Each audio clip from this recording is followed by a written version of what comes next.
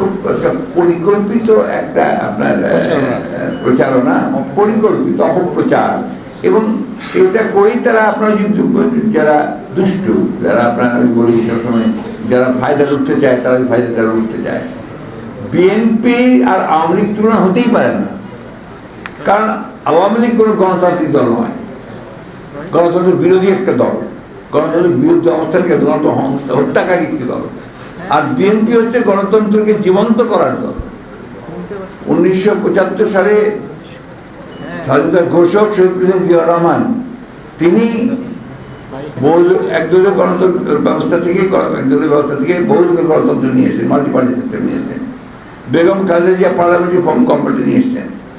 আমরাই caretaker government system চালু করেছি। সুতরাং এই দেশে গণতন্ত্রের প্রাতিষ্ঠানিক রূপ দেওয়ার ক্ষেত্রে যে ফান্ডামেন্টাল জিনিস প্রত্যেকটা আমাদের হাতে করা, এবং আপনার ক্ষমতা হস্তান্তর করার সেটা আমরা করেছি। Thank you. আমরা যে নিউজগুলো দেখছি, যে খবরগুলো পাচ্ছি, ইনফরমেশনগুলো যেটা পাচ্ছি, সেটা হচ্ছে যে এই যে আপনার দীর্ঘকালের গণ আন্দোলন, ফ্যাসিবাদের বিরুদ্ধে গণতন্ত্রকে পুনরুদ্ধারের জন্য যে আন্দোলন, এই আন্দোলনকে খাটো করে দেখিয়ে এই যে প্রবণতা, এটা আপনার কোনোদিন একটা সম্পূর্ণভাবে একটা ঐক্যকে প্রতিষ্ঠা করে না।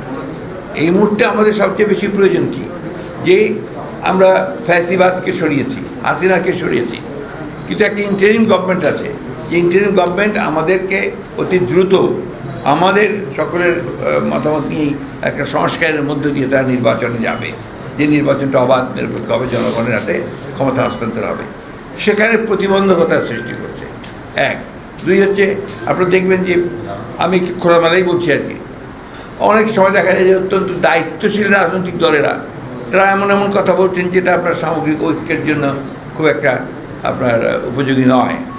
এটা একটা সমস্যা। দ্বিতীয়টা সমস্যা হচ্ছে আপনারা দেখছেন যে আমরা জানি যে এই প্রশাসন এখন পর্যন্ত ফ্যাসিবাদ মুক্ত হতে পারেনি, এবং এটা ফ্যাসিবাদ মুক্ত হতে না পারার অন্যতম প্রধান কারণ হচ্ছে এত ডিপ রুটেড চলে গিয়েছিল আপনার এদের ফ্যাসিবাদ, ডিপ স্টেটে তৈরি হয়েছিল, যে সেখান থেকে আপনার এখন ফ্যাসিবাদ বিরোধী লোকজনকেও খুঁজে বের করা কঠিন হয়েছে। তাও তারা করছেন। এইখানে আমাদের যেটা সবচেয়ে বড় প্রয়োজন সেটা হচ্ছে আমাদের ঐক্য অটুট রাখা, ধৈর্য রাখা, এই সরকারের সমস্ত কাজকে আপনার সমর্থন দিয়ে এগিয়ে নিয়ে যাওয়ার চেষ্টা করা।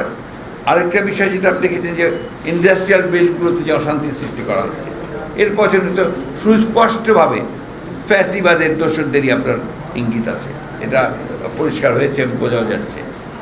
এই জিনিসগুলো আমাদেরকে আপনার আজকে যে কথাটা আপনি যে প্রশ্নটা আপনি করলেন, সেটাই আমাদের কাছে মনে হচ্ছে যে একটা চক্রান্ত চলছে।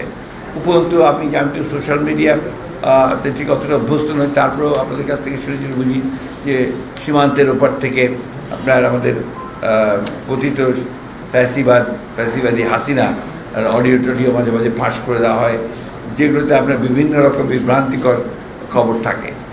অন্যদিকে আপনারা আরেকটা প্রচারণা খুব চালানো হয়েছে, আবার শুরু করার চেষ্টা করা হচ্ছে, সেটা হচ্ছে যে আপনার বাংলাদেশে যারা ধর্মীয়ভাবে সংখ্যালঘু তাদের উপরে অত্যাচার নির্যাতন চালানো হচ্ছে, যেটা একেবারে টোটালি বাকওয়াজ।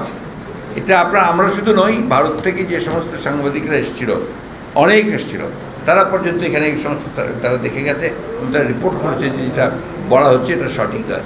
যেটা হয়েছে সেটা হচ্ছে রাজনৈতিক কিছু সমস্যা তৈরি হয়েছে, সেটা সবসময় হয়, হতেই পারে। সুতরাং চক্রান্ত ওই জায়গায়, হ্যাঁ, এবং আমরা পছন্দ করি না। কিন্তু যেটা আপনারা সবসময় আমরা বলি যে আপনাকে এখন যেটা সবচেয়ে বড় প্রয়োজন এই মুহূর্তে, যে ধৈর্য ধরে সহনশীলতার সঙ্গে যে ইন্টারিম গভর্নমেন্টকে দায়িত্ব দেওয়া হয়েছে, তারা যেন কাজ করতে পারে, তাদেরকে সঠিক কাজ করতে দিয়ে অতি দ্রুত যে সংস্কারের কাজে তারা হাত দিয়েছেন, আমরা মনে করি এই কাজগুলো দরকার। এই কাজগুলোকে খুব দ্রুত শেষ করে একটা নির্বাচনের দিকে যাওয়া, যে নির্বাচনটা একটা নিরপেক্ষ সরকারের অধীনে নির্বাচন হবে, এবং আপনার একটা অবাধ সুষ্ঠু জনগণ ভোট দিয়ে প্রতিনিধি নির্বাচন করবে, তারপরেই আপনার বাকি কাজগুলো করা সম্ভব। ধন্যবাদ।